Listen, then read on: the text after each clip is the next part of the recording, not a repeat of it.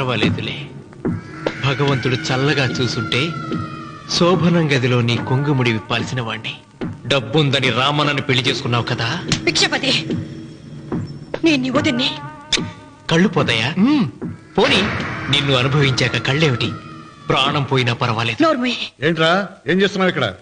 ఏం లేదు నాన్న, పాలేమన్నా ఉంటే ఒక బిందెడివ్వు, నేను కూడా శివలింగం మీద పోస్తాను అంటే నోర్మి అంటుంది. మూసా పోస్తాను వదినా. ఏమా, వాడేమన్నా వాగాడా?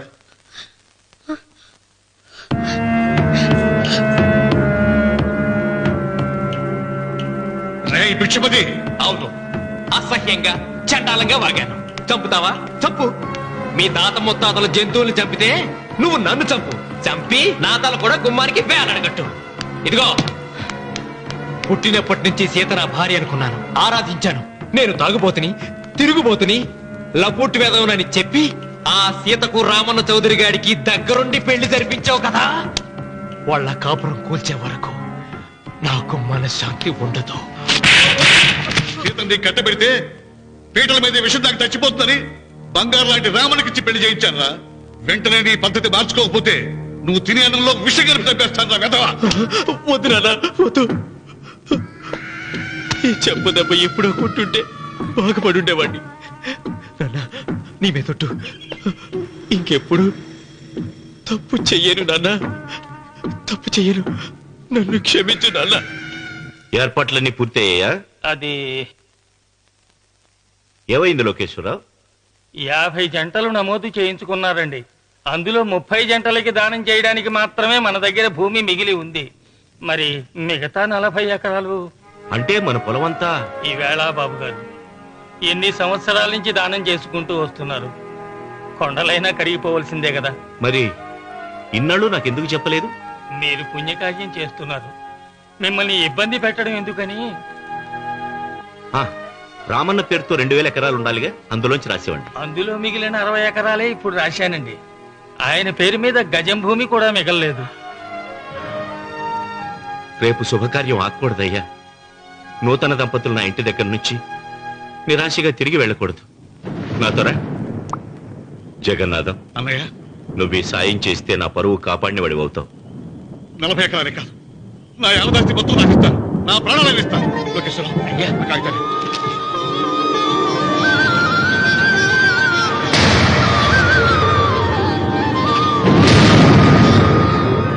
మీ కుటుంబం 10 కాళ్ళ పాటు చల్లగా ఉండాలయ్యా.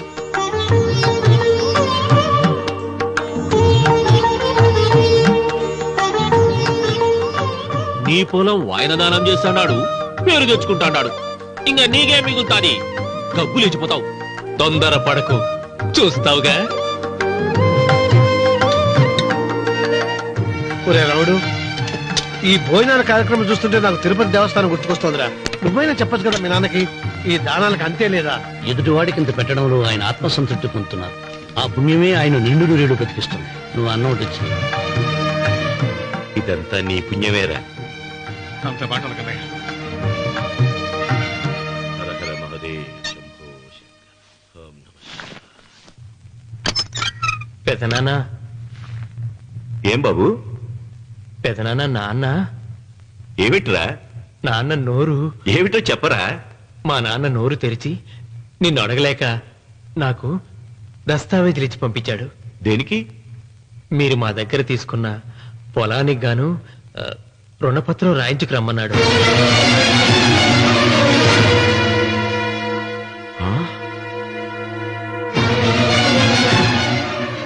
నా తమ్ముడు రుణపత్రం అడిగాడు. అయ్యో, సంతకం.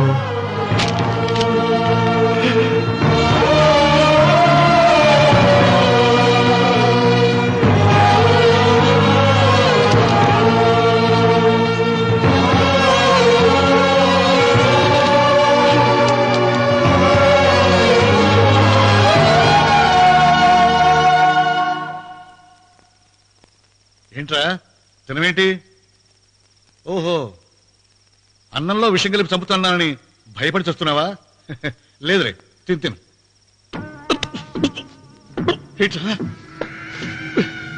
నాకేమైంది?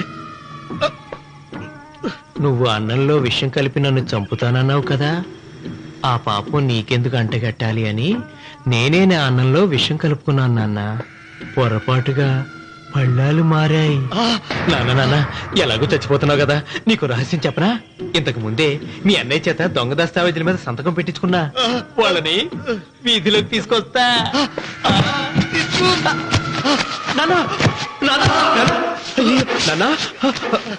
ఈ నిజం నీకు చెప్పాక నేను ఎందుకు బతికిస్తాను? నాన్న చిన్నప్పుడు నీ గుండెల మీద ఆడుకుంటే తెగ ఆనందపడేవాడు కదా, పోయేటప్పుడు కూడా ఆడుకుంటా ఆనందపడే. చల్ చల్ గుర్రం చలాకి గుర్రం, చల్ చల్ గుర్రం చలాకి గుర్రం, చల్ చల్ గుర్రం చలాకి గుర్రం, చల్ చల్. నాన్న నాన్న అయ్యో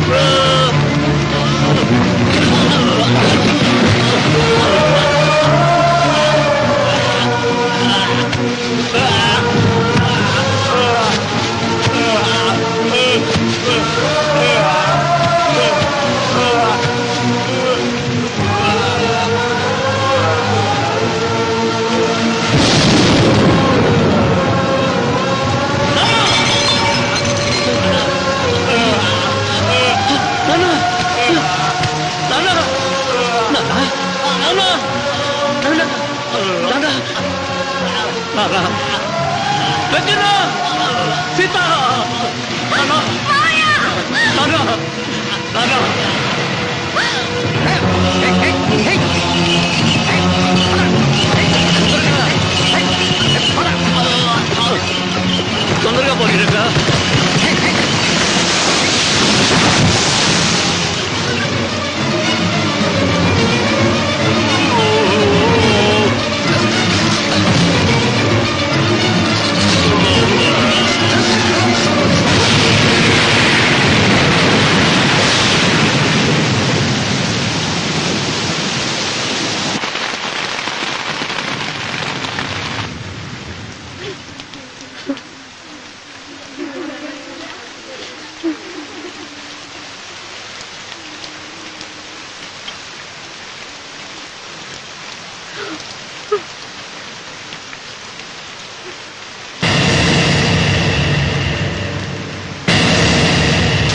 అందరికీ నమస్కారం.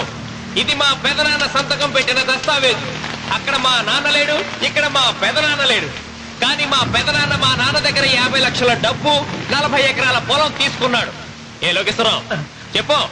అవునండి, నేను సాక్షి సంతకం చేశాను. ఈ అప్పు ఎలా తీరుతుందో ఆ ధర్మాత్ముడి శవం అక్కడి నుంచి తీసేలోపు చెప్తే బాగుంటుంది. భిక్షపతి మతుందా నీకు? ఇదేనా అడిగే సమయం? ఆయన తగలబడిపోతే ఆయనతో పాటు ఈ నిజం తగలబడిపోతుంది. మా అన్నయ్య ఆ ధర్మాత్ముడు రక్తం పంచుకు పుట్టాడు. ఏమయ్యా లోకేశ్వరరావు, మా అన్నయ్యకి మిగిలిన ఆస్తి ఏమిటి? ఈ ఇల్లు తప్ప ఏమీ మిగలలేదండి. సరే, 40 ఎకరాల కింద ఈ ఇల్లు పెట్టుకుంటాను. మిగతా 50 లక్షలు ఎలా ఇస్తావన్నయ్యా? ఏంటో నువ్వు మాట్లాడేది? మా రావుని ఒట్టి చేతులతో నడురోడ్డు మీద నిలబెడతావా? సరే, డబ్బు వద్దు, పొలం వద్దు, ఒక్కటిస్తే చాలు. ఏంటది? అది సీత దగ్గరుంది. అది ఇస్తే 50 లక్షల బాకీ రద్దు చేసుకుంటా. సీతారత్నం పుట్టింటి వాళ్ళు పెట్టిన 7 వారాల నగలున్నాయి. అవన్నీ నాకు ఇచ్చేస్తే నేను సరిపెట్టుకుంటాను.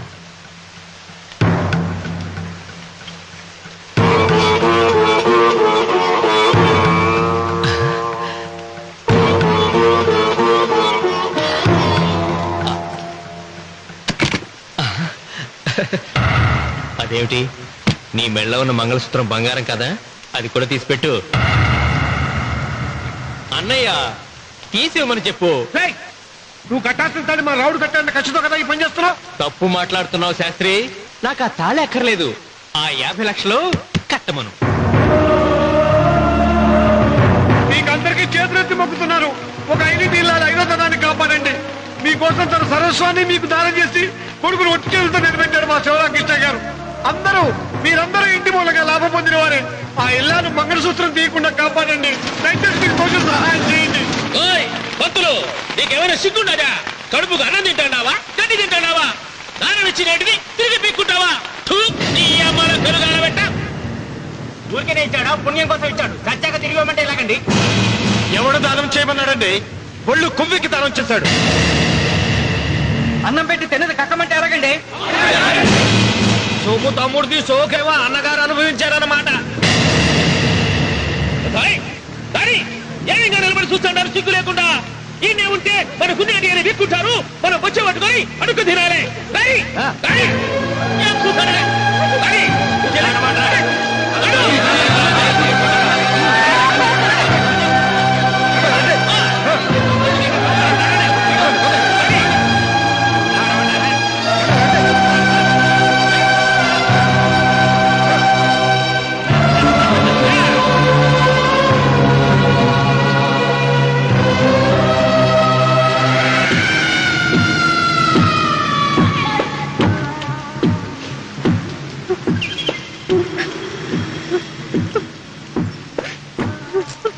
అమ్మ సీత,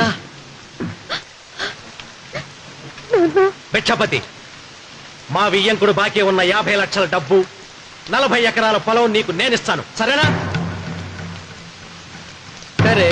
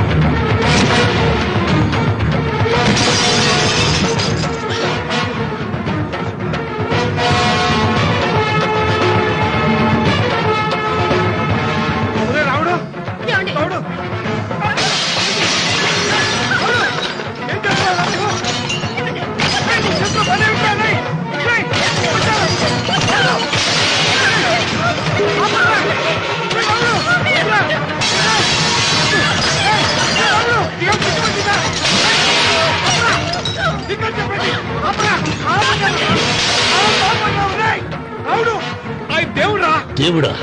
ఆయన దేవుడే అయితే 24 గంటలు శివ పూజ చేస్తూ దానధర్మాలు చేసిన మా నాన్నకు దిక్కులకి సౌనిస్తాడా? దేవుడి పట్ల అపచారం చేయటం మహాపాపం. దేవుడిని ఎన్నాడు మనం చేసుకునే ఆత్మద్రోహం. అసలు దేవుడే లేడు. దిష్టి బొమ్మలాగా నా ఇంటి ముందు ఆ శివలింగం ఉండడానికి వీల్లేదు. తప్పో మీరు ఆ శివలింగం జోలికి వెళ్తే నా ప్రాణాలు తీసేసి వెళ్ళండి. నా భర్త దేవుడికి అపకారం చేయడం ఈ కళ్ళతో చూసాక మీ కళ్ళ ముందే చచ్చిపోతాను. నన్ను చంపేసేయండి, చంపేసేయండి. నీకు ఇంటి ముందు శివలింగం దేవుడా, నాకు మాత్రం నల్లరాయి. ఈ రోజు నుంచి నేను ఈ వీధి గుమ్మం నుంచి నడవను. ఆ నల్లరాయిని కన్నెత్తి చూడను. ఆ పెరటి గుమ్మమే నాకు వీధి గుమ్మం. ఇది అంగీకరిస్తుంది. నువ్వు నమ్ముతున్న దిష్టి బొమ్మ కోసం కాదా, నీ కోసం. లక్ష్మి వచ్చింది. ఇంకా సీతారాముడు. భిక్షపతి గారు తీసుకున్నది 40 ఎకరాలని, మిగతాదంతా కుట్ర అని, ఆ కుట్రలో నాకు భాగస్వామ్యం ఉందని రామన్న గారికి తెలిస్తే నన్ను చంపేస్తారండి. డబ్బు చూసేసరికి ఆశ పుట్టిందా? ఇదిగో ఈ సంగతి ఎవరికైనా చెప్పావో కోసేస్తా. భిక్షపతి, నువ్వు నాశనం అయిపోతావురా, నాశనం అయిపోతావు.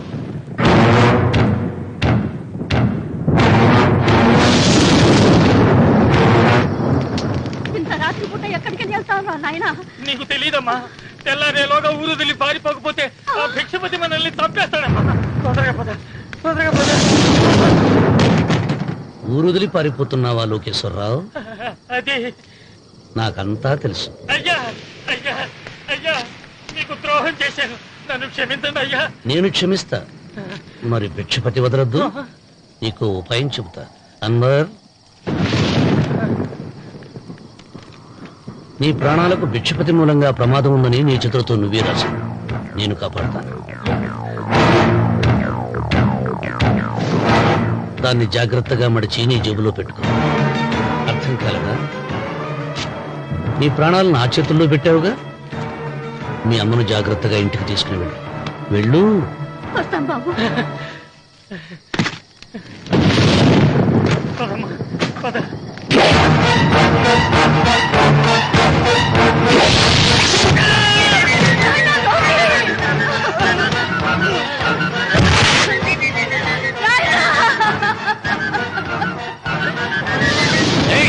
ఎడవకో, ఎడవకో.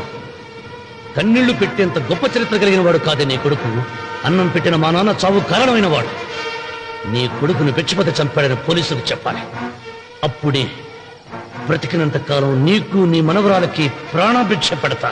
లేకపోతే అలాగే బాబు. అన్వర్, అయ్యా, వీడి శవాన్ని తీసుకెళ్లి భిక్షపతి ఇంటి ముందు పడే.